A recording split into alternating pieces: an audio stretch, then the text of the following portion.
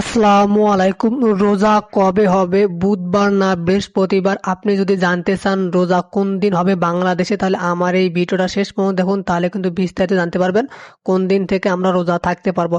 এর জন্য অবশ্যই আপনাকে ভিডিওটি শেষ পর্যন্ত দেখতে হবে। যারা ভিডিওটি দেখছেন অবশ্যই ভিডিওটি শেষ পর্যন্ত দেখবেন এবং ভিডিওতে লাইক করে অবশ্যই ভিডিওটি শেয়ার করে দিবেন। দেখেন, আজ মঙ্গলবার কিন্তু সৌদি আরবে চাঁদ দেখার কমিটি বসবে, অর্থাৎ আজকে যদি সৌদি আরবে চাঁদ দেখা যায় তাহলে কিন্তু সৌদি আরবে বুধবারের দিন রোজা হবে, অর্থাৎ বুধবার প্রথম রোজা হবে।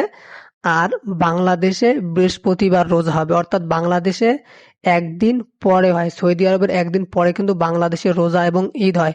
তো আশা করা যাইতেছে ইনশাআল্লাহ বাংলাদেশে বুধবার দিন তারাবির নামাজ হবে এবং বৃহস্পতিবার দিন প্রথম রোজা হবে।